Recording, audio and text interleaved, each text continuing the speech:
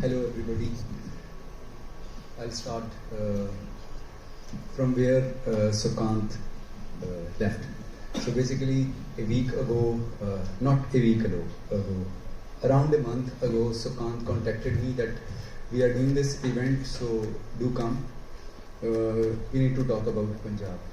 And I just thought that this is what Sukant and we all the time talk about, or Parul and I talk about all the time. And then meanwhile lot of things happened, and when I was talking to Sukant last night, I said that you have not told me at that time that this much will happen during this time. So people, including myself, find it really difficult to talk about Punjab conclusively or concretely, or it's quite difficult to comprehend a lot of things happening around. So as cliche goes, that it's not a good time to talk about Punjab, but simultaneously when I think about Punjab, about the past, about the history, and about the kind of understanding which are contesting each other and the kind of imagination we have about Punjab, every day is a bad day, so every day is a good day to talk about Punjab. So when we think about Punjab, geographically it's a geography and history, it's a fluid thing. When we think about Punjab with reference of language, which language Punjab speak, again it is a fluid thing. If we talk about the script we write in, it's again a fluid thing. It's through these fluidities that lot of ideological projects are being discussed, and as a result we see a lot of sharp contradictions and sharp dialogues going around.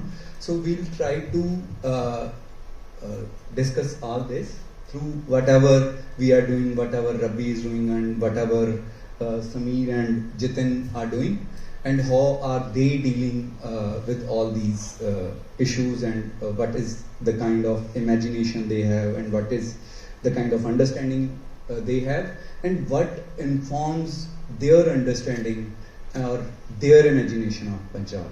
So with this introduction, I would like Rabbi to start from wherever he feels like. Yeah. It's a complicated, like you said, it's not a good time to be talking about Punjab, but I certainly, as he was talking about it, I remember Sheikh Farid, "Chalna ta bhijja, kambali raha ta tutta hai." If I walk, kambali bhij jayegi, aur ye na chala ta pyar toot jayega. So it's and I was there, and somebody asked me, "You talk about things very freely. Are you scared or not?" And I said, "Yeah, I am scared. Of course I'm scared." But then I'm reminded of Tolstoy, who says, doing the right thing despite being scared is the right thing. And I was just about to tell him, the last time he spoke, I received death threats. I don't know what's going to happen this time. So Punjab is indeed a fluid thing, but at the same time there is something concrete about Punjab. I think some other province might say, whatever I have to offer, it must be a positive thing, right? Like for instance, I'd say Punjab is Nabari. We're sovereigns. We will stick our neck out and we will say, I will accept your sovereignty to this extent, but no more. I could go back to my understanding of Punjabi literature and say, no, Punjab is also Jal, Jog, Mardawa, Tain, Janana Hasrat, Nabari, Andarli Hope. I don't know if I'm... should I speak in Punjabi or should I speak in... Punjabi bola? ਸਾਰਿਆਂ ਨੂੰ ਸਮਝ ਆ ਰਹੀ ਤਾਂ ਮੈਨੂੰ ਇਹ ਲੱਗਦਾ ਕਿ ਪੰਜਾਬ ਦੇ ਵਿੱਚ ਇੱਕ ਅੰਦਰਲੀ ਹੋਪ ਹੈ ਉੱਪਰ ਸ਼ਾਇਦ ਤੁਸੀਂ ਇਹਦੇ ਬਾਰੇ ਤਰਕ ਦਿਓ ਕਿ ਪੂਰੇ ਹਿੰਦੁਸਤਾਨ ਦੀ ਅੰਦਰਲੀ ਹੋਪ ਹੈ ਪੰਜਾਬ ਦੇ ਵਿੱਚ ਨਾਬਰੀ ਹੈ ਹੁਣ ਪੂਰਾ ਹਿੰਦੁਸਤਾਨ ਇਹ ਨਹੀਂ ਕਹਿ ਸਕਦਾ ਕਿ ਉਹ ਨਾਬਰ ਹੈ ਸਾਡੇ ਵਿੱਚ ਇੱਕ ਇਸ ਦੀ ਇੱਕ ਬਹੁਤ ਵੱਡੀ ਤਾਰੀਖ ਹੈ ਜਿਹਦੇ ਵਿੱਚ ਪੰਜਾਬ ਦੀ ਨਾਬਰੀ ਕਲੀਅਰ ਦਿਸਦੀ ਹੈ। ਪੰਜਾਬ ਦੇ ਵਿੱਚ ਪੰਜਾਬੀ ਸਾਹਿਤ ਦੇ ਵਿੱਚ ਜਲ ਦੀ ਬੜੀ ਅਹਿਮੀਅਤ ਹੈ। ਅਸੀਂ ਜਲ ਨੂੰ ਕਿਸੇ ਇੱਕ ਮੁਕੱਦਸ ਸ਼ੈ ਵਾਂਗੂ ਵੇਖਦੇ ਹਾਂ, ਭਾਵੇਂ ਤੁਸੀਂ ਗ੍ਰੇਟ ਬਾਥ ਆਫ ਮੋਹਿੰਜੋਦਾੜੋ, ਹੜੱਪਾ ਜਾਂ ਆਹ ਸਾਰੀਆਂ ਦੇਖ ਲਓ, ਤੇ ਦਰਬਾਰ ਸਾਹਿਬ ਦੇਖ ਲਓ, ਜਿਹਦੇ ਵਿੱਚ ਅਸੀਂ ਵੱਡੀਆਂ ਇਮਾਰਤਾਂ ਤਾਂ ਬਣਾਉਂਦੇ ਹਾਂ, ਪਰ ਅਸੀਂ ਕੋਈ ਸ਼ਾਨਦਾਰ ਇਮਾਰਤਾਂ ਨਹੀਂ ਬਣਾਉਂਦੇ। ਅਸੀਂ ਕੋਈ ਕਿਸੇ ਇੱਕ ਬੰਦੇ ਦੀ ਉਹਦੀ ਸ਼ਾਨ ਦੇ ਵਿੱਚ ਵੀ don't have elaborate graves like you find 5000 ਸਾਲ ਪਹਿਲਾਂ ਜੇ ਤੁਸੀਂ ਹੜੱਪਾ ਵੇਖੋ, ਮੋਹਿੰਜੋਦਾੜੋ ਵੇਖੋ, ਹੋਕੜਾ ਵੇਖੋ ਜਾਂ ਹੋਰ ਸਾਰੀਆਂ ਇੱਥੋਂ ਦੇ ਸ਼ਹਿਰ ਦੇਖੋ, ਤੇ ਤੁਹਾਨੂੰ ਉਹ ਸਭ ਨਹੀਂ ਦੱਸੇਗਾ ਜਿਹੜਾ ਤੁਹਾਨੂੰ ਈਜਿਪਟ ਦੀ ਸਿਵਲਾਈਜੇਸ਼ਨਸ ਦੇਖਣ ਨੂੰ ਮਿਲਦਾ। ਉੱਥੇ ਤੁਹਾਨੂੰ ਬਹੁਤ ਸ਼ਾਨਦਾਰ ਕਬਰਾਂ ਵੇਖਣ ਨੂੰ ਮਿਲਦੀਆਂ, ਬੜੀਆਂ ਆਲੀਸ਼ਾਨ ਬਿਲਡਿੰਗਸ ਵੇਖਣ ਨੂੰ ਮਿਲਦੀਆਂ। ਸਾਡੀਆਂ ਬਿਲਡਿੰਗਸ ਘੱਟ ਆਲੀਸ਼ਾਨ ਨਹੀਂ ਗੀਆਂ, ਪਰ ਉਹਨਾਂ ਦੇ ਵਿੱਚ ਉਹ ਸਪਲੈਂਡਰ ਨਹੀਂਗਾ, because splendour is not a uniquely Punjabi value. ਅਸੀਂ ਸਾਂਝੇ ਸੰਯੁਕਤ ਦੇ ਭਲੇ ਵਾਸਤੇ ਇਮਾਰਤਾਂ ਤਾਂ ਘੜ ਸਕਦੇ ਹਾਂ, ਬਣਾ ਸਕਦੇ ਹਾਂ, ਪਰ ਅਸੀਂ ਕਿਸੇ ਇੱਕ ਦੀ ਟੌਰ ਵਾਸਤੇ ਅਸੀਂ ਸਾਰੇ ਉਹਦੇ ਵਿੱਚ ਲੱਗ ਜਾਈਏ, ਇਹੋ ਜਿਹਾ ਵਰਤਾਰਾ ਪੰਜਾਬ ਦਾ ਨਹੀਂਗਾ। Punjab is a collective. It has always been one. When you look at Mohenjo-daro again Sindh, but some might claim that Sindh was also Punjab. But when you look at Harappa, when you look at the IVC in those years, I'm talking about 5,000 years ago, and there is a beautiful cutting-edge article on that recently by a great IVC researcher, Peter Green, who talks about ਜਿਹੜੀ ਪੰਜਾਬ ਦੀ ਉਹ ਵਸੇਬ ਸੀ, ਉਹਦੇ ਵਿੱਚ ਵਸੇਬ ਬਾਰੇ, civilisation ਬਾਰੇ ਜਿਹੜੇ ਵੀ ਕਿਆਸ ਸੀ, ਜਿਹੜੀਆਂ ਵੀ ਪ੍ਰੀਕਨਸੈਪਸ਼ਨ ਸੀਗੀਆਂ, ਉਹ ਸਾਰੀਆਂ ਟੁੱਟ ਜਾਂਦੀਆਂ ਨੇ। ਐਲੀਟਸ ਨਹੀਂ ਨੇ, ਰਾਜੇ ਨਹੀਂ ਨੇ, ਬਹੁਤ ਵੱਡੇ ਕੋਈ ਮੰਦਰ ਨਹੀਂ ਗਏ। ਇੱਕ ਆਰਕੀਟੈਕਚਰ ਦੇ ਵਿੱਚ ਫੰਕਸ਼ਨੈਲਿਟੀ ਪਹਿਲਾਂ ਬਜਾਏ ਸਪਲੈਂਡਰ ਦੇ। ਬਹੁਤ ਵੱਡੇ ਦ ਬਿਗ ਬਾਥ ਹੈ, ਵੱਡੇ ਵੱਡੇ ਪਲੇਟਫਾਰਮਸ ਬਣੇ ਹੈ, ਜਿਸ 'ਚ 10,000 ਬੰਦੇ ਲੱਗੇ ਹੋਣਗੇ 3 ਸਾਲ ਤਾਂ ਬਣਿਆ ਹੋਊਗਾ। ਪੰਜਾਬ ਦੀ ਜਿਹੜੀ ਕਦਰ ਕੀਮਤ ਹੈ, ਜੇ ਇਸ ਆਰਕੀਓਲੋਜੀਕਲ ਫਾਈਂਡਿੰਗ ਦੇ ਜ਼ਰੀਏ ਹੀ ਅਸੀਂ ਸਮਝਣ ਦੀ ਕੋਸ਼ਿਸ਼ ਕਰੀਏ, ਤੇ Punjab is capable of great things ਜਦੋਂ ਉਹ ਸਾਂਝੇ ਸੰਯੁਕਤ ਦੇ ਭਲੇ ਵਾਸਤੇ ਲੱਗਦਾ, ਆਪਣੇ ਨੂੰ ਕਿਸੇ ਵੱਡੇ ਟੀਚੇ ਵਾਸਤੇ ਲੜਨ 'ਚ ਲੱਗਦਾ, ਜਦੋਂ ਉਹ ਆਪਣੀ ਤੱਤ ਮੀਮਾਂਸਾ ਦੇ ਨਾਲ ਕੋਈ ਨਿਆਂ ਕਰਦਾ। ਹੁਣ ਅਸੀਂ ਵੇਖਦੇ ਹਾਂ ਕਿ ਪੰਜਾਬ ਨੂੰ ਇਹਨਾਂ ਦਿਨਾਂ ਦੇ ਵਿੱਚ ਪੰਜਾਬ ਦਾ ਜਿਹੜੀ ਅੰਦਰਲੀ ਹੋਬ ਆ, ਇਹਦੇ ਨਾਲੋਂ ਤੋੜ ਕੇ ਇਹਨੂੰ ਖਪਤ ਨਾਲ ਜੋੜਿਆ ਜਾ ਰਿਹਾ। ਮੈਨੂੰ ਸ਼ਾਇਦ ਥੋੜ੍ਹਾ ਜਿਹਾ ਇਸ਼ਾਰਾ ਵੀ ਕਰ ਦੇਣਾ ਚਾਹੀਦਾ ਵੀ ਅਸੀਂ ਬੈਠੇ ਤਾਂ ਜਿਹੜੀ ਥਾਂ 'ਤੇ ਆ, ਇੱਥੇ ਜੋ ਇਹਨੂੰ ਸਪੋਂਸਰ ਕਰ ਰਿਹਾ ਉਹ ਤਾਂ ਇੱਕ ਰੀਅਲ ਏਸਟੇਟ ਕੰਪਨੀ ਹੈ, ਮਾੜੀ ਚੀਜ਼ ਨਹੀਂ, ਪਰ ਅਸੀਂ ਸਰਮਾਏਦਾਰੀ ਦੀ ਛਤਰ ਛਾਇਆ ਦੇ ਵਿੱਚ ਹੁਣ ਆਪਣੇ ਮਸਲੇ ਹੱਲ ਕਰਨ ਦੇ ਰਾਹ ਪਏ ਹਾਂ। ਇਹਦੇ ਵਿੱਚ ਵੀ ਇੱਕ ਕੀ ਆਖਾਂਗੇ, ਇੱਕ ਵਿਸੰਗਤੀ ਹੈ। ਚੰਗੀ ਹੈ ਮਾੜੀ ਮੈਨੂੰ ਨਹੀਂ ਪਤਾ, ਪਰ ਮੈਨੂੰ ਇਹ ਗੱਲ ਪੁਆਇੰਟ ਆਊਟ ਕਰਨੀ ਚਾਹੀਦੀ ਹੈ, ਮੇਰੀ ਜ਼ਮੀਰ ਇਹ ਕਹਿੰਦੀ ਹੈ। ਹੁਣ ਦੂਜੇ ਪਾਸੇ ਜੇ ਆਪਾਂ ਪੰਜਾਬ ਦਾ ਅਜੋਕਤਾ ਵਿਹਾਰ ਵੇਖੀਏ, ਪੰਜਾਬ ਦੇ ਵਿੱਚ ਜਿਹੜੀਆਂ ਸਰਗਰਮੀਆਂ ਚੱਲ ਰਹੀਆਂ, ਉਹ ਪੰਜਾਬ ਦੀ ਅੰਦਰੂਨੀ ਖਸਲਤ ਦੇ ਨਾਲ ਮੇਲ ਨਹੀਂ ਖਾਂਦੀਆਂ। ਪੰਜਾਬ ਦੇ ਵਿੱਚ ਰਾਜ ਦਾ ਸੰਕਲਪ ਜੋ ਮੈਂ ਮਹਿਸੂਸ ਕਰਦਾ, ਜਿਹੜੀ ਮੇਰੀ ਔਰ ਬਹੁਤ ਮੇਰੀ ਇੱਕ ਛੋਟੀ ਨॉन ਸੀਰੀਅਸ ਨਜ਼ਰ ਹੈ। ਹਾਂਜੀ ਬਿਲਕੁਲ, ਉਹਦੇ ਵਿੱਚ ਇਹ ਗੱਲ ਹੈ ਕਿ ਜਿੱਥੋਂ ਆਪਾਂ ਗੱਲ ਸ਼ੁਰੂ ਕੀਤੀ ਸੀਗੀ, ਕਿ ਜਿੱਥੋਂ ਮੈਂ ਗੱਲ ਸ਼ੁਰੂ ਕੀਤੀ ਸੀਗੀ, ਤੇ ਆਪਣੀ ਜਿਹੜੀ ਗੱਲਬਾਤ ਦਾ ਤੁਸੀਂ ਹਵਾਲਾ ਕੀਤਾ ਉਹਦੇ ਵਿੱਚ ਵੀ ਆਈ ਸੀਗੀ। ਉਹਦੇ ਵਿੱਚ ਮੈਨੂੰ ਯਾਦ ਹੈ ਤੁਸੀਂ ਕਿਹਾ ਸੀਗਾ ਕਿ ਜਦੋਂ ਅਸੀਂ ਪੰਜਾਬ ਦੀ ਗੱਲ ਕਰਦੇ ਹਾਂ, ਪੰਜਾਬ ਜਿਹੜਾ ਹੈਗਾ ਉਹ ਜਗਰਾਫੀਆ ਨਹੀਂ ਹੈ, ਬਿਲਕੁਲ ਉਹ ਤੋਂ ਵੱਡੀ ਚੀਜ਼ ਹੈ। ਦੂਜੀ ਆਪਾਂ ਇਹ ਗੱਲ ਕੀਤੀ ਸੀਗੀ ਕਿ ਪੰਜਾਬ ਇੱਕ ਬੋਲੀ ਵੀ ਨਹੀਂ ਹੈ, ਇਹਦਾ ਮਤਲਬ ਪੰਜਾਬੀ ਤੋਂ ਵੀ ਵੱਡੀ ਚੀਜ਼ ਹੈ। ਬਿਲਕੁਲ, ਤੇ ਉਹਦੇ ਵਿੱਚ 2 ਗੱਲਾਂ ਮੈਂ ਕਰਨੀਆਂ ਚਾਹੁੰਦਾ ਕਿ ਪਰਸੋਂ ਕੱਲ ਹੀ ਜਿਹੜੇ ਸਾਡੇ ਇੱਕ ਵੱਡੇ ਕਲਾਕਾਰ ਨੇ ਉਹ ਫਾਨੀ ਸੰਸਾਰ ਛੱਡ ਕੇ ਗਏ ਨੇ, ਵਿਵਾਨ ਸੁੰਦਰਮ। ਜਦੋਂ ਅਸੀਂ ਵਿਵਾਨ ਸੁੰਦਰਮ ਦੀ ਗੱਲ ਕਰਾਂਗੇ ਤੇ ਉਹ ਵੀ ਇੱਕ ਪੰਜਾਬ ਦਾ ਬੰਦਾ ਹੈ, ਤੇ ਜਿਸ ਕਿਸਮ ਦਾ ਉਹ ਕੰਮ ਕਰਦੇ ਨੇ, ਜਿਸ ਕਿਸਮ ਦਾ ਉਹਨਾਂ ਦੇ ਕੰਮ ਦੇ ਵਿੱਚ ਦਿਖਾਈ ਦਿੰਦਾ। ਜੇ ਮੈਂ ਥੋੜਾ ਜਿਹਾ ਹੋਰ ਕਲਾ ਦੇ ਪੱਖ ਦੀ ਗੱਲ ਕਰਾਂ, ਕਿ ਜਿਵੇਂ ਉਹ ਡਿਫਰੈਂਟ ਕੋਲੈਬੋਰੇਸ਼ਨ ਦੀ ਗੱਲ ਕਰਦੇ ਨੇ, ਕਿ ਵੀ ਪੇਂਟਿੰਗ ਬਣਾਉਂਦੇ ਬਣਾਉਂਦੇ ਵਿੱਚ ਫੋਟੋ ਆ ਜਾਂਦੀ ਹੈ ਨਾ, ਤੇ ਫੋਟੋ ਕਿਸੇ ਦਿਨ ਜਾ ਕੇ ਉਹ ਵੀਡੀਓ ਦੇ ਵਿੱਚ ਆ ਜਾਂਦੀ ਹੈ, ਤੇ ਕਿਸੇ ਦਿਨ ਇੰਸਟਾਲੇਸ਼ਨ ਬਣਦੀ ਹੈ। ਇੰਸਟਾਲੇਸ਼ਨ ਕਿਸੇ ਵੱਡੀ ਐਗਜ਼ੀਬਿਸ਼ਨ ਦਾ ਹਿੱਸਾ ਬਣਦੀ ਹੈ। ਇੱਕ ਤਾਂ ਇਹ ਆਰਟ ਦੀ ਫਾਰਮ ਦੇ ਉੱਤੇ ਕੋਲੈਬੋਰੇਸ਼ਨ ਹੁੰਦੀ ਹੈ। ਦੂਜੀ ਗੱਲ ਹੈ ਕਿ ਇੱਕ ਪੰਜਾਬੀ ਬੰਦਾ ਆਪਣੀ ਸਾਰੀ ਸੈਂਸੀਬਿਲਿਟੀ ਲੈ ਕੇ ਮੁੰਬਈ ਦੇ ਵਿੱਚ ਜਿਹੜਾ ਹੋਇਆ ਦੰਗਾ ਫਸਾਦ ਹੈਗਾ ਉਹਦੇ ਉੱਤੇ ਇੱਕ ਬਹੁਤ ਵੱਡੀ ਇੰਸਟਾਲੇਸ਼ਨ ਜਾ ਕੇ ਕਲਕੱਤੇ ਬਣਾ ਦਿੰਦਾ, ਤੇ ਉਸੇ ਤਰੀਕੇ ਨਾਲ ਉਹ ਮੈਕਸੀਕੋ ਦੇ ਵਿੱਚ ਵੀ ਕੰਮ ਕਰਦਾ। ਇਹ ਵੀ ਇੱਕ ਪੰਜਾਬੀ ਸੈਂਸੀਬਿਲਿਟੀ ਦੀ ਗੱਲ ਹੈਗੀ ਹੈ। ਉਹ ਸੈਂਸੀਬਿਲਿਟੀ ਦੇ ਵਿੱਚ ਹੋਰ ਸਾਰੀਆਂ ਸੈਂਸੀਬਿਲਿਟੀਜ਼ ਵੀ ਰਲੀਆਂ ਹੋਣਗੀਆਂ। ਹੁਣ ਤਾਂ ਵਿਗਿਆਨ ਤੋਂ ਲੈ ਕੇ ਕਲਾ ਸਾਰੇ ਕਹਿ ਰਹੇ ਨੇ ਕਿ ਕੋਈ ਦੁਨੀਆ ਦੇ ਉੱਤੇ ਨਿਰੋਲ ਨਾਂ ਦੀ ਚੀਜ਼ ਹੁੰਦੀ ਨਹੀਂ ਹੈਗੀ। ਸੋ ਮੈਂ ਚਾਹਾਂਗਾ ਕਿ ਜਦੋਂ ਤੁਸੀਂ ਪੰਜਾਬ ਬਾਰੇ ਗੱਲ ਕਰਦੇ ਹੋ ਤੇ ਪੰਜਾਬ ਦਾ ਜਿਹੜਾ ਇਹ ਫੁੱਟਪ੍ਰਿੰਟ ਹੈ, ਜਿੱਥੋਂ ਪੰਜਾਬ ਲੈ ਰਿਹਾ ਤੇ ਜਿੱਥੇ ਪੰਜਾਬ ਦੇ ਰਿਹਾ, ਜਾਂ ਦੂਜੇ ਸ਼ਬਦਾਂ ਦੇ ਵਿੱਚ ਕਿ ਵੀ ਪੰਜਾਬੀ ਬੰਦਾ ਇੱਕ ਆਲਮੀ ਬੰਦੇ ਦੇ ਤੌਰ ਦੇ ਉੱਤੇ, ਅਸੀਂ ਸਿਰਫ ਮਨੁੱਖ ਹੁੰਦੇ ਹੋਏ ਸਿਰਫ ਪੰਜਾਬੀ ਹੀ ਨਹੀਂ ਨਾ ਹੁੰਦੇ, ਅਸੀਂ ਆਲਮੀ ਕਿਸੇ ਆਲਮ ਦਾ ਵੀ ਹਿੱਸਾ, ਉਹਦਾ ਵੀ ਤੁਸੀਂ ਜਰਾ ਧਿਆਨ ਜੀ। ਮੈਂ ਮੇਰੇ ਖਿਆਲ ਨਾਲ ਸਾਡੀ ਜਿਹੜੀ ਉਸ ਵੇਲੇ ਵੀ ਗੱਲ ਹੋਈ ਸੀ, ਮੈਂ ਜ਼ਰੂਰ ਆਖੀ ਸੀ ਕਿ ਪੰਜਾਬ ਇੱਕ ਜੋਗਰਾਫੀਆ ਨਹੀਂ। ਜਿਵੇਂ ਮੈਂ ਦਿੱਲੀ ਤੋਂ ਬਾਹਰ ਬਹਿ ਕੇ ਵੀ ਬੜੀ ਦੇਰ ਬਾਅਦ ਮੈਨੂੰ ਸਮਝ ਆਈ ਕਿ ਮੈਂ ਵੀ ਜਿਹੜਾ ਇੱਕ ਪੰਜਾਬ ਦਾ ਹੀ ਪੱਖ ਪੂਰ ਰਿਹਾ, ਕਿ ਮੈਂ ਪੰਜਾਬ ਦੀ ਕਿਸੇ ਆਊਟਲਾਈਨ ਪੋਸਟ ਉੱਤੇ ਬੈਠਾ ਤੇ ਇੱਥੇ ਜਦੋਂ ਤੁਸੀਂ ਪੰਜਾਬੀ ਬੋਲਦੇ ਹੋ ਜਾਂ ਪੰਜਾਬ ਦੇ ਬੋਲਣ ਵਾਲੀ ਕੋਈ ਜ਼ਬਾਨ ਬੋਲਦੇ ਹੋ ਤੇ ਤੁਸੀਂ ਉਹਦਾ ਸਾਰਾ ਅਚੇਤਨ ਤੁਸੀਂ ਜਜ਼ਬ ਕਰਦੇ ਜੇ, ਤੁਹਾਨੂੰ ਉਹ ਪਾਸ ਆਨ ਹੋ ਜਾਂਦਾ। ਜ਼ਬਾਨ ਤਾਂ ਇੱਕ ਪ੍ਰਤੀਕਾਂ ਦਾ ਸਮੂਹ ਹੈ।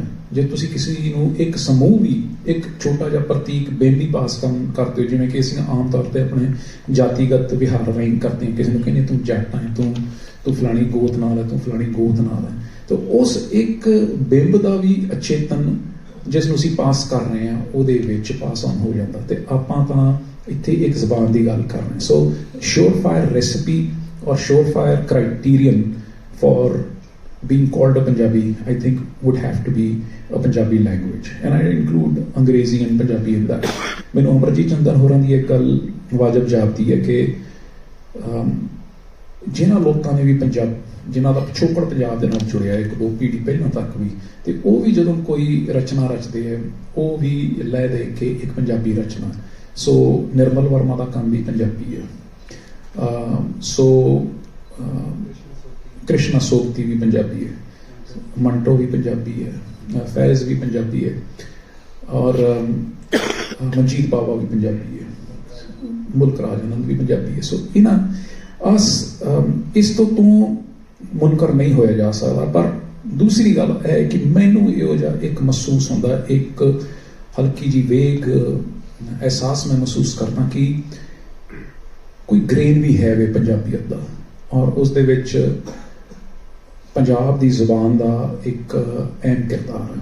ਪੰਜਾਬ ਦੀ ਜ਼ੁਬਾਨ, ਹੁਣ ਮੈਂ ਜ਼ੁਬਾਨ ਕਹਿੰਦਾ ਤੇ ਲੋਕੀ ਕਹਿੰਦੇ ਨੇ ਜ਼ੁਬਾਨ ਹੀ ਜਿਹੜਾ ਲਫ਼ਜ਼ ਉਹ ਫਾਰਸੀ ਦਾ ਜਾਂ ਸੋ ਇਸ ਤੋਂ ਇੱਕ ਹੋਰ ਚੀਜ਼ ਇੰਪਲੀਕੇਸ਼ਨ ਨਿਕਲਦੀ ਹੈ ਜਿਹੜੀ ਕਿ ਮੈਂ ਮਹਿਸੂਸ ਕਰਦਾ, ਹੋ ਸਕਦਾ ਸਾਰੇ ਮਹਿਸੂਸ ਨਾ ਕਰਦੇ ਹੋਣ, ਕਿ ਅਰਬੀ ਫਾਰਸੀ ਜਦੋਂ ਅਸੀਂ ਵਰਤਦੇ ਹਾਂ ਪੰਜਾਬੀ ਦੇ ਵਿੱਚ, ਮੈਨੂੰ ਇਉਂ ਮਹਿਸੂਸ ਹੁੰਦਾ ਕਿ ਥੋੜ੍ਹੀ ਜ਼ਿਆਦਾ ਸਹਿਜ ਉਸ ਦੇ ਵਿੱਚ ਫਿੱਟ ਹੁੰਦੀ ਹੈ ਬਜਾਏ ਸੰਸਕ੍ਰਿਤ ਦੇ। ਮੈਨੂੰ ਹਿਦਾਇਤ ਜ਼ਿਆਦਾ ਸੌਖਾ ਲਫ਼ਜ਼ ਲੱਗਦਾ ਬਜਾਏ ਨਿਰਦੇਸ਼ ਦੇ, ਮੈਨੂੰ ਦਿੱਕਤ ਜ਼ਿਆਦਾ ਸਹਿਜ ਲੱਗਦਾ ਬਜਾਏ ਸਮੱਸਿਆ ਦੇ। ਇਸ ਤਰ੍ਹਾਂ ਦੀਆਂ ਬੜੀਆਂ ਮਿਸਾਲਾਂ। ਸੋ ਪੰਜਾਬ ਜ਼ਰੂਰ ਇੱਕ ਆਲਮ ਦਾ ਇੱਕ ਟਾਂਕਾ, ਇੱਕ ਆਲਮੀ ਫੁਲਕਾਰੀ ਦਾ ਟਾਂਕਾ ਹੈ, ਪਰ ਪੰਜਾਬ ਵੀ ਕੁਝ ਹੈ ਵੇ।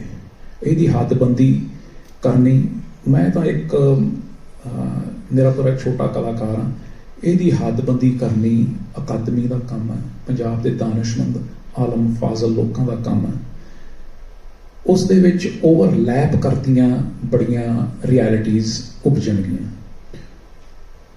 ਔਰ ਉਹਨਾਂ ਦਾ ਉਪਜਣਾ ਸਹਿਜ ਹੈ, ਉਹਨਾਂ ਦਾ ਕੁਦਰਤੀ ਹੈ, ਉਹ ਉਪਜਣਾ ਚਾਹੀਦਾ। ਪਰ ਇਸ ਰਾਹੀਂ ਪੰਜਾਬ ਨੂੰ ਕਿਸੇ ਠੋਸ ਧਰਾਤਲ ਉੱਤੇ ਬੇਸ ਕਰਨਾ ਵੀ ਮੈਨੂੰ ਇਉਂ ਮਹਿਸੂਸ ਹੋ ਰਿਹਾ ਕੁਝ ਚਿਰ ਤੋਂ ਕਿ ਆਹ ਵੀ ਇੱਕ ਜ਼ਰੂਰੀ ਉਪਰਾਲਾ ਹੈ, ਇੱਕ ਜ਼ਰੂਰੀ ਉਦਮ ਹੈ। ਔਰ ਵਰਨਾ ਅਸੀਂ ਇੱਕ ਪੋਸਟ ਮਾਡਰਨਿਜ਼ਮ ਵੇਗਨੈਸ ਦੀ ਤਰ੍ਹਾਂ ਵੀ ਵੱਧ ਜਾਂਦੇ ਹਾਂ, ਜਿਹਦੇ ਵਿੱਚ everything it means nothing, that almost everything, if you deconstruct it long enough, you'd be left with nothing. So I tend to feel that no, there is something there. I do feel there is something about Punjab. I can offer some insights into what I think that something is, but something wants to resist every time Punjabiyat has to be turned into an evaporation, a mist which you can't catch. Something is there, and there is a long anthropology. ਸਭ ਤੋਂ ਇਹਨੂੰ ਸੌਖਾ fund ਦਾ ਜਿਹੜਾ ਜ਼ਰੀਆ ਮੇਰੇ ਹਿਸਾਬ ਨਾਲ ਪੰਜਾਬ ਦਾ ਸਾਹਿਤ ਹੈ, ਪੰਜਾਬ ਦਾ ਲਿਟਰੇਚਰ ਹੈ। ਪੰਜਾਬ ਨੂੰ ਤੁਸੀਂ ਜੇ ਬਾਬੇ ਫਰੀਦ ਤੋਂ ਵੇਖਣਾ ਸ਼ੁਰੂ ਕਰੋ ਔਰ ਡਾਕਟਰ ਹਰਭਜਨ ਸਿੰਘ ਦੇਖੋ, ਇਹਦੇ ਵਿੱਚ ਕੋਈ ਜਾਂ ਅੱਜ ਵੀ ਜਿਹੜੇ ਅਸੀਂ ਦੇਖ ਰਹੇ ਹਾਂ, ਇਹਦੇ ਵਿੱਚ ਤੁਹਾਨੂੰ ਇੱਕ ਤੰਦ ਜੁੜੀ ਜ਼ਰੂਰ ਮਿਲੇਗੀ। ਉਸ ਤੰਦ ਦੀ ਮੈਂ ਵਜਾਹਤ ਕਰ ਸਕਦਾ, ਮੈਂ ਦੱਸ ਸਕਦਾ, ਮੈਂ ਪਹਿਲਾਂ ਵੀ ਦੱਸੀਏ, ਮੈਨੂੰ ਇਹ ਲੱਗਦਾ ਕਿ ਜਲ ਜੋਗ ਜਨਾਂ ਦਾ ਹਜ਼ਰ ਮਰਦਾਵਾਂ ਟੈਂ ਨਾਬਰੀ ਅੰਦਰਲੀ ਹੋਪ ਆ ਪੰਜਾਬ ਦੀਆਂ ਇਮਾਰਤ ਦੀਆਂ ਕੋਈ ਇਹਦੇ ਨੀਂਹ ਪੱਥਰ ਜਾਪਦੇ ਆ ਮੈਨੂੰ। ਹੋ ਸਕਦਾ ਹੋਰ ਵੀ ਹੋਣ, ਪਰ ਆ ਮੈਂ ਆਪਣੇ ਨਜ਼ਰੀਏ ਤੋਂ ਕਹਿ ਰਿਹਾ। Punjabiyat definitely is something. Maybe my inability to clarify it, to explain it in some molecular detail is not the absence of that value. It does indeed exist. It's just that perhaps I do not quite have the intellectual resource to clarify that. But I do feel that it is indeed something which can exist without geography. But at the same time, I do feel that it does exist in space-time as well. I do feel the sheer prevalence of onomatopoeias in Punjabi language. Khadak, tha, ta, tha. ਆ ਜਿਹੜੇ ਹੈ ਇਹ ਕਿਤੇ ਸਾਡੇ ਆਸ-ਪਾਸ ਦੇ ਮਾਹੌਲ ਚੋਂ ਸੁਣੇ ਗਏ ਆਵਾਜ਼ਾਂ ਦਾ ਸਾਡੀ ਜ਼ਬਾਨ ਦੇ ਵਿੱਚ ਮੌਜੂਦਗੀ ਹੈ। ਸੋ ਅਸੀਂ ਜਿਵੇਂ ਕਹਿੰਦੇ ਹਾਂ ਕੱਟੀ ਦਾ ਅਰੜਾ, ਉਹ ਅਰੜਾਉਂਦੀ ਹੈ। ਕੱਟੀ ਡਜ਼ਨਟ ਜਸਟ ਹਾਊਲ, ਉਹ ਕੱਟੀ ਅਰੜਾਉਂਦੀ ਹੈ। ਸੋ ਜਿਹੜੇ ਇੱਕ ਛੋਟੀ ਜਿਹੀ ਮੇਰੀ ਸਮਝ, ਕੋਈ ਭਾਸ਼ਾ ਵੇਦ ਨਹੀਂਗਾ, ਪਰ ਮੈਂ ਆਪਣੀ ਸਮਝ ਮੁਤਾਬਕ ਇੰਨਾ ਕਹਿ ਸਕਦਾ ਕਿ ਪੰਜਾਬੀਅਤ ਦੋਵੇਂ ਬਾਈ ਲੋਕਲ ਹੈ। ਔਰ ਹੁਣ ਤਾਂ ਜਿਹੜਾ ਕੁਆਂਟਮ ਫਿਜ਼ਿਕਸ ਦਾ ਤਸੱਵਰ ਹੈ ਉਹ ਵੀ ਕਹਿੰਦਾ ਕਿ ਹੋਂਦ ਵੀ ਬਾਈ ਲੋਕਲ ਹੈ, ਵੀ ਕਿ ਇੱਕ electron it both can exist here and here at the same time. It's just our spatial observation which casts an electromagnetic force and makes it collapse into reality that it does exist. So to clarify my notions once more, I feel Punjabiyat both exists in sort of a space-time grid, and at the same time it also transcends geography. ਧੰਨਵਾਦ। ਮੈਂ ਤੁਹਾਡੇ ਕੋਲ ਵਾਪਸ ਆਵਾਂਗਾ ਕਿ ਜਿਹੜੀ ਇਹ ਹੱਦਬੰਦੀ ਦੀ ਲੋੜ ਕਿਉਂ ਪੈਂਦੀ ਹੈ ਤੇ ਕਿੱਥੇ ਪੈਂਦੀ ਹੈ। ਇਹ ਮੁਲਕ ਦੀ ਮਜਬੂਰੀ ਹੈ ਜਾਂ ਲੋਕਾਂ ਦੀ ਮਜਬੂਰੀ ਹੈ, ਤੇ ਇਹ ਹੱਦਾਂ ਸਰਹੱਦਾਂ ਨਕਸ਼ੇ ਇਤਿਹਾਸ ਦੇ ਵਿੱਚ ਲਗਾਤਾਰ ਬਦਲਦੇ ਰਹੇ ਨੇ। ਉਹਦੇ ਨਾਲ ਮਨੁੱਖ ਦੀ ਜਿਹੜੀ ਆਪਣੀ ਇਮੈਜੀਨੇਸ਼ਨ ਹੈ ਉਹ ਵੀ ਬਦਲਦੀ ਰਹੀ ਹੈ। ਮੈਂ ਦੋ ਗੱਲਾਂ ਜਿਹੜੇ ਪੁਰਾਣੇ ਲੰਘੇ ਦਿਨਾਂ ਦੇ ਦੋ ਤਜਰਬੇ ਤੁਹਾਡੇ ਨਾਲ ਸਾਂਝੇ ਕਰਦਾ। ਇੱਕ ਲਾਹੌਰ ਦਾ ਬੰਦਾ ਤਹਿਰਾਨ ਗਿਆ ਤੇ ਤਹਿਰਾਨ ਦੇ ਵਿੱਚ ਉਹਨੇ ਜਾ ਕੇ ਉੱਥੇ ਕਿਸੇ ਨਾਲ ਗੱਲ ਅੰਗਰੇਜ਼ੀ ਸਮਝਾਉਣ ਦੀ ਕੋਸ਼ਿਸ਼ ਕੀਤੀ। ਉਹਨੂੰ ਉੱਥੇ ਆ ਕੇ ਕਿਸੇ ਬੰਦੇ ਨੇ ਕਿਹਾ ਕਿ ਇੰਨਾ ਕੁ ਜ਼ੋਰ ਨਾ ਪੰਜਾਬੀ 'ਚ ਲਾ, ਜਲਦੀ ਸਮਝ ਆ ਜਾਏਗੀ, ਅੰਗਰੇਜ਼ੀ 'ਚ ਨਹੀਂ ਆਉਣੀ ਹੈਗੀ ਹੈ। ਬਿਲਕੁਲ ਸਹੀ। ਅਸੀਂ ਦੇਖੋ, ਅਸੀਂ ਖਾਲਸੇ ਹਾਂ, ਅਸੀਂ ਮੁਸੀਬਤ ਮਹਿਸੂਸ ਕਰਦੇ ਹਾਂ, ਅਸੀਂ ਸਮੋਸੇ ਖਾਂਦੇ ਹਾਂ, ਆਹ ਸਾਰੀਆਂ ਚੀਜ਼ਾਂ ਫਾਰਸੀ ਦੀਆਂ। ਤੇ ਦੂਜੀ ਗੱਲ, ਪਿਛਲੇ ਦਿਨਾਂ ਦੇ ਵਿੱਚ ਜਦੋਂ ਤਾਲਿਬਾਨ ਦਾ ਕਬਜ਼ਾ ਹੋਇਆ ਅਫਗਾਨਿਸਤਾਨ ਦੇ ਉੱਤੇ, ਤਾਲਿਬਾਨ ਨੇ ਪ੍ਰੈਸ ਕਾਨਫਰੰਸ ਉੱਥੇ ਕੀਤੀ ਤੇ ਉਹ ਪ੍ਰੈਸ ਕਾਨਫਰੰਸ ਨੂੰ ਮੇਰੀ ਉਹ ਜਿਹੜੀ ਆਵਾਜ਼ ਜ਼ਬਾਨ ਦੇ ਵਿੱਚ ਉਹ ਬੋਲ ਰਹੀ ਸੀ, ਮੇਰੀ ਇੱਛਾ ਸੀ ਕਿ ਮੈਂ ਉਹਦੇ 'ਚ ਸੁਣਾ। ਤੇ ਜਦੋਂ ਉਹਦੀ ਅੰਗਰੇਜ਼ੀ ਦੇ ਵਿੱਚ ਤਰਜਮਾ ਹੋ ਕੇ ਆਇਆ, ਉਹਦੇ ਵਿੱਚੋਂ ਕੁਝ ਉਹ ਸ਼ਬਦ ਗੈਰ ਹਾਜ਼ਰ ਸੀਗੇ ਜਿਹੜੇ ਉਹ ਲਗਾਤਾਰ ਬੋਲ ਰਹੇ ਸੀ। ਉਹਨਾਂ ਨੇ ਜਿੰਨੀ ਵਾਰ ਮਹਿਰੂਮੀਅਤ ਤੇ ਮਹਿਰੂਮ ਸ਼ਬਦ ਦਾ ਇਸਤੇਮਾਲ ਕੀਤਾ ਉਹਦੇ 'ਚੋਂ ਗੈਰ ਹਾਜ਼ਰ ਸੀ। ਪਰ ਉਹ ਮੇਰੇ ਸ਼ਬਦ ਨੇ ਉਹਨਾਂ ਕੁ ਮੈਨੂੰ ਸਮਝ ਆਉਣਾ ਸੀਗਾ। ਸੋ ਹਰ 20-25ਵਾਂ ਸ਼ਬਦ ਮੈਨੂੰ ਅਫਗਾਨਿਸਤਾਨ ਤੋਂ ਸਮਝ ਆ ਰਿਹਾ ਸੀ। ਮੈਨੂੰ ਇਹ ਨਹੀਂ ਪਸ਼ਤੋ ਜਾਂ ਉਹ ਦਾਰੀ ਨਹੀਂ ਮੈਨੂੰ ਆਉਂਦੀ ਹੈਗੀ, ਪਰ ਪੰਜਾਬੀ ਦਾ ਜਿਹੜਾ ਉਹਨਾਂ ਨਾਲ ਰਾਬਤਾ ਹੈਗਾ, ਤੇ ਇਹ ਸਰਹੱਦਾਂ ਬੰਦ ਹੋਈਆਂ ਬਹੁਤ ਦੇਰ ਹੋ ਗਈ ਆ। ਸਾਡੇ ਪੰਜਾਬੀ ਯੂਨੀਵਰਸਿਟੀ ਦੇ ਵਿੱਚ ਪਿਛਲੇ ਦਿਨਾਂ ਦੇ ਵਿੱਚ ਇੱਕ ਸਕਾਲਰ ਆਈ, US ਦੇ ਵਿੱਚੋਂ ਆਈ, ਤੇ ਵੈਸੇ ਉਹ ਤਹਿਰਾਨ ਦੀ ਹੈ। ਉਹਦੇ ਨਾਲ ਕੁਛ ਗੱਲ ਹੋਈ ਇਤਿਹਾਸ ਬਾਰੇ, ਸਾਡੇ ਫਿਲਮਾਂ ਦੇ ਇਤਿਹਾਸ ਬਾਰੇ, ਆਰਟ ਕਲਾ ਦੇ ਇਤਿਹਾਸ ਬਾਰੇ, ਖਾਸ ਤੌਰ ਦੇ ਉੱਤੇ ਜਿਹੜੀਆਂ ਪ੍ਰੇਮ ਕਥਾਵਾਂ ਨੇ, ਹੀਰ ਰਾਂਝਾ, ਸੱਸੀ ਪੁੰਨੂ, ਸੋਹਣੀ ਮਹਿਵਾਲ, ਸ਼ੀਰੀ ਫਰਿਹਾਦ ਤੇ ਲੈਲਾ ਜ਼ੁਲੈਖਾ ਮਜਨੂ, ਜਾਂ ਉਹ ਸਾਰਿਆਂ ਦੇ ਬਾਰੇ ਗੱਲ ਹੋ ਰਹੀ ਸੀਗੀ। ਤੇ ਮੈਂ ਉਹਨਾਂ ਨੂੰ ਇਹ ਕਹਿ ਰਿਹਾ ਸੀਗਾ ਕਿ ਮੁਲਕ ਤਾਂ ਸਾਡੇ ਇੰਡੀਆ ਤੇ ਜਿਹੜੇ ਈਰਾਨ ਨੇ ਉਹ ਬਹੁਤ ਦੂਰ ਨੇ, ਪਰ ਫਿਰ ਵੀ ਇਤਿਹਾਸ ਬਹੁਤ ਸਾਂਝਾ। ਉਹਨਾਂ ਨੇ ਨਾ ਮੈਨੂੰ ਇੱਕ ਫਿਕਰਾ ਬੋਲਿਆ, ਉਹ ਕਹਿੰਦੀ ਬਿਫੋਰ 1947 we were neighbors। ਮਤਲਬ ਜਿਹੜੀ ਮੇਰੀ ਇਮੈਜੀਨੇਸ਼ਨ ਦੇ ਵਿੱਚ ਜਿਹੜੀ ਉਹ ਸਰਹੱਦ ਹੈ, ਜਦੋਂ ਹੀ ਉਹ ਕਲੈਪਸ ਕਰਦੀ ਹੈ ਤੇ ਮੈਨੂੰ ਤਹਿਰਾਨ ਬਿਲਕੁਲ ਐਂ ਦਿਖਾਈ ਦਿੰਦਾ ਨਾਲ। ਸੋ ਹੱਦਾਂ ਸਰਹੱਦਾਂ ਤੋਂ ਪਾਰ ਦੇਖਣਾ ਇਤਿਹਾਸ ਨੂੰ ਸਮਝਣ ਲਈ ਵੀ ਬਹੁਤ ਮਾਇਨੇ ਰੱਖਦਾ ਹੈ।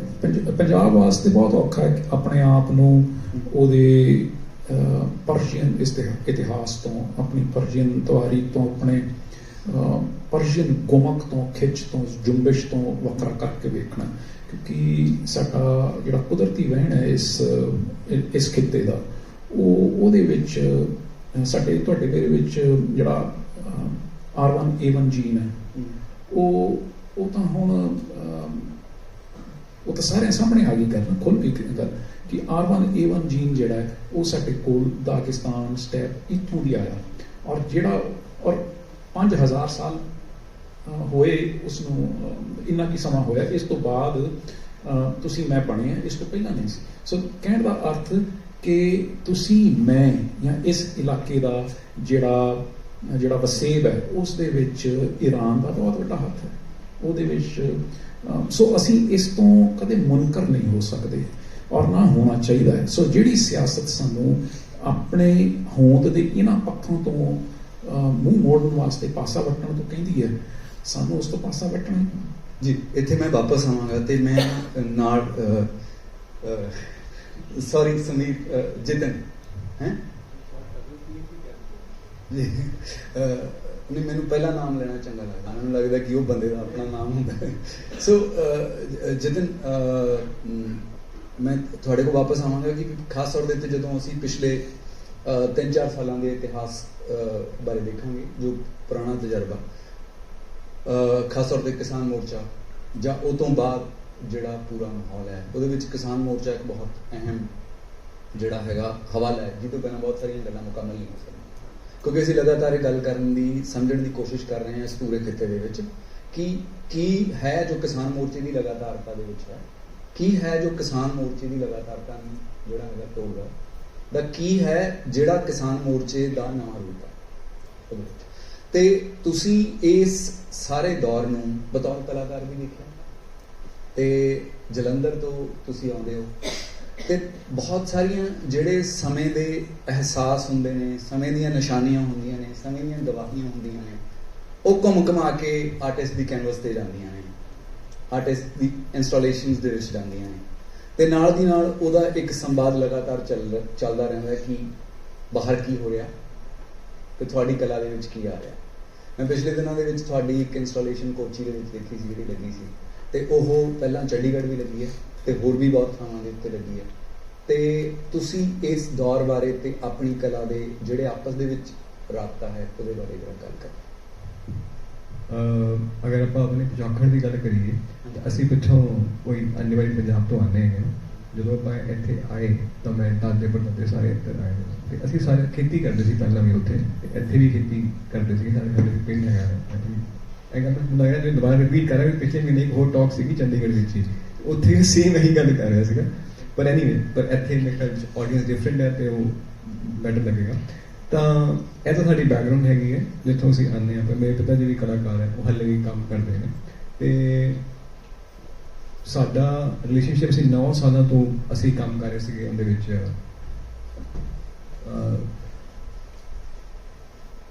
ਅਸੀਂ ਪਿਛਲੇ 9 ਸਾਲਾਂ 'ਚੋਂ ਕਿਸਾਨਾਂ ਦੇ ਨਾਲ ਕੰਮ ਕਰ ਰਹੇ ਸੀਗੇ, ਸਪੈਸ਼ਲੀ ਬੜੂ ਸਾਹਿਬ ਆਰਗੇਨਾਈਜੇਸ਼ਨ ਦੇ ਨਾਲ। ਪਲੱਸ ਅਸੀਂ 3 ਫਿਲਮਾਂ ਬਣਾਈਆਂ ਹੈਗੀਆਂ ਮੈਂ, ਜਿੰਨੇ ਵੀ ਪ੍ਰੋਟੈਸਟ ਇਸ ਤੋਂ ਪਹਿਲਾਂ ਵੀ ਹੋਏ ਹੈਗੇ ਨੇ 2, ਅਸੀਂ ਉਹ ਵੀ ਡਾਕੂਮੈਂਟ ਕੀਤੇ ਹੈਗੇ ਆ and they available online for people to view and but that ਤੇ ਜਦੋਂ ਅਸੀਂ ਪੰਜਾਬ ਤੋਂ ਆਨੇ ਆ ਜਦੋਂ ਉਹ ਪ੍ਰੋਟੈਸਟ ਹੋਇਆ ਉਹ ਇੱਕ ਸਾਰਿਆਂ ਨੂੰ ਇਕੱਠਾ ਕੀਤਾ ਗਿਆ ਉਹ ਇੱਕ એનર્ਜੀ ਸੀਗੀ ਜਿਹੜੀ ਸਾਰੇ ਉੱਥੇ ਲੈ ਕੇ ਆਏ ਮੁੱਦਾ ਸੀਗਾ ਤਾਂ ਆਏ ਪਰ ਉਹ ਸਾਰਿਆਂ ਦੀ ਇੱਕ ਇਕੱਠਤਾ ਵੀ ਸੀ ਉੱਥੇ ਕੋਈ ਧਰਮ ਨਹੀਂ ਸੀਗਾ ਉੱਥੇ ਕੋਈ ਜੈਂਡਰ ਇਸ਼ੂ ਨਹੀਂ ਸੀਗਾ ਉੱਥੇ ਸੀ ਸਾਰੇ ਆਓ ਇਕੱਠੇ ਬੈਠੋ ਅਸੀਂ ਇਸ ਮਕਸਦ ਨਾਲ ਆਏ ਆ ਉਹਨਾਂ ਨੇ ਪੂਰੇ ਭਾਰਤ ਨੂੰ ਜੋੜਿਆ ਉਹ ਸਾਡੀ એનર્ਜੀ ਸੀ ਸਾਰੇ ਇਕੱਠੇ ਆ ਗਏ ਅਸੀਂ ਇਕੱਠੇ ਲੈ ਉੱਥੇ ਬਹਿ ਗਏ ਉੱਥੇ ਕਿਸੇ ਨੇ ਇਹ ਨਹੀਂ ਕਿਹਾ ਕਿ ਉਹ ਤੁਸੀਂ ਫਲਾਣੀ ਸਟੇਟ ਹੋ ਕਹਿੰਦੇ ਬਸ ਤੁਹਾਡੇ ਨਾਲ ਅਸੀਂ ਸਾਰੇ ਉੱਥੇ ਆਵਾਂਗੇ ਅਸੀਂ ਤਾਂ ਬਾਅਦ ਚ ਪਹੁੰਚੇ ਉੱਥੇ ਅਸੀਂ ਐਜ਼ ਅ ਆਰਟਿਸਟ ਜੋ ਆਰਟਿਸਟ ਬਣਾਉਂਦਾ ਉਸ ਨੂੰ ਦੇਖਦਾ ਜੋ ਉਹਦੇ ਆਲੇ ਦੁਆਲੇ ਹੋ ਰਿਹਾ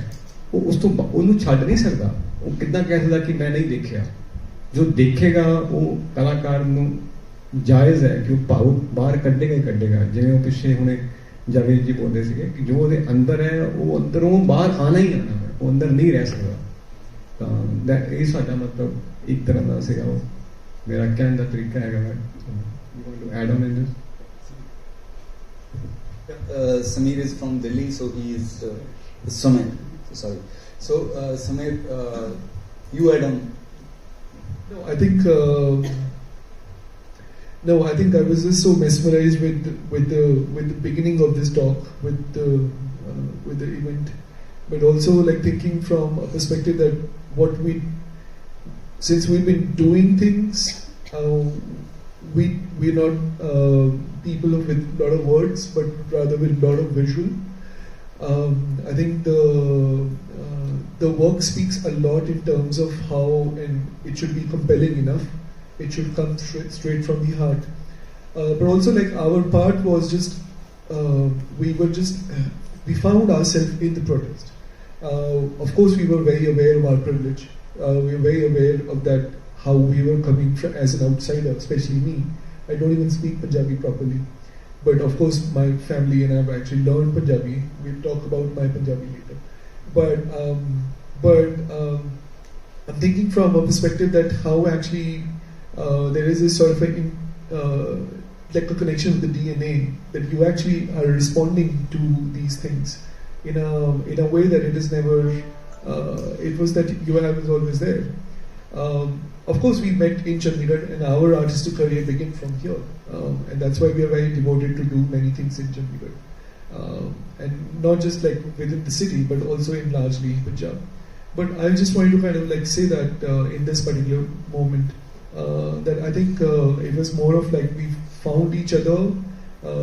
When I say each other, there were more people in doing things, and which we wanted to create a single voice, and whatever came out of it was an outcome of that intention, which was very straight from the heart.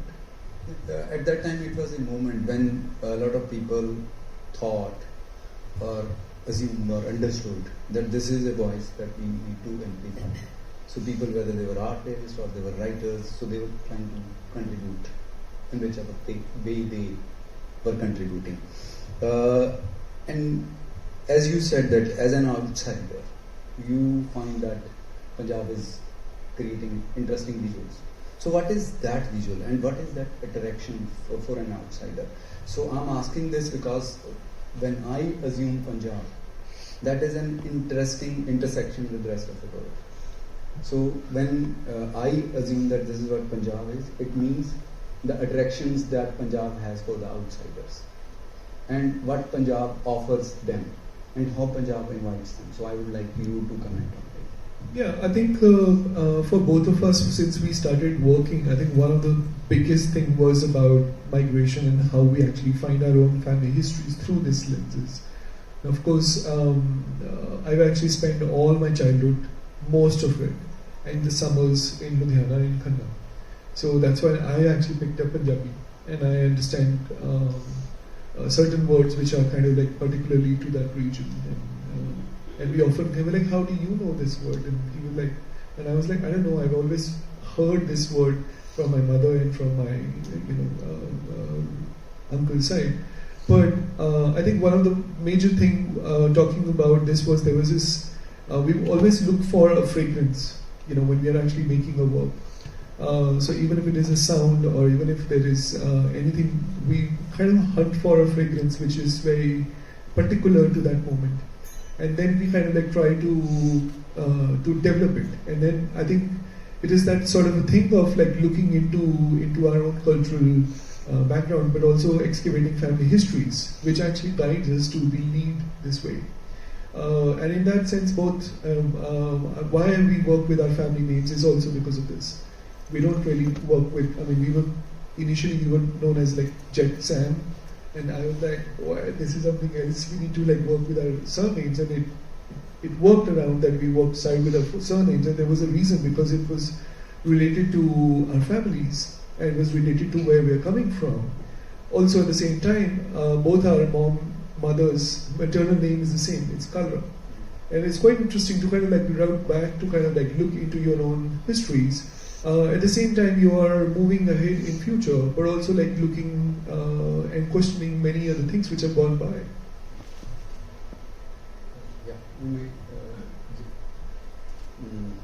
Yeah, I'm from Thane. Yeah, and my district is Ludhiana, so I'm closer to it. So, when you say that you stayed so much in Khanna and in Ludhiana, then how you assumed yourself as an outsider? What made you approach Punjab as an outsider?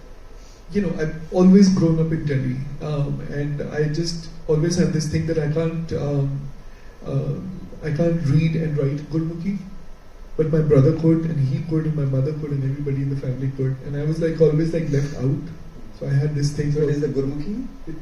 I mean, there is a language. There is a language which I wanted to read, and I just could not get my hands on. But yeah, so now he reads and I typeset it. You know? So it's, and all our publications are now translated in Gurmukhi. So yeah. Okay. So as Ravi was talking about the ongoing things in the politics that we need to discuss, and then to figure out what kind of Punjab we imagine and what kind of engagement we people have with the ongoing things. So would you like to comment on that? I would like you to comment on that. As an artist? Yeah? No, we do feel there is a sincere, there is a lot of work which is happening. I mean, I'm actually, let me just focus on not the political side of it, but rather as the artistic side of it. I mean, we have been coming to Chandigarh and we have been doing many projects, and I think one of the reasons of why setting up an exhibition in Chandigarh for us was very important before it starts traveling to the world. So if the exhibition is going, like, of course we've been working with farmers from last 9 to 10 years now, and of course it cannot happen only because we both are really decide to kind of go. There is sort of a history in which we were supposed to do it. I've always felt that way, that it has to begin from here, but also from a perspective that you feel a sense of responsibility to do things and kind of like shift perspective, but also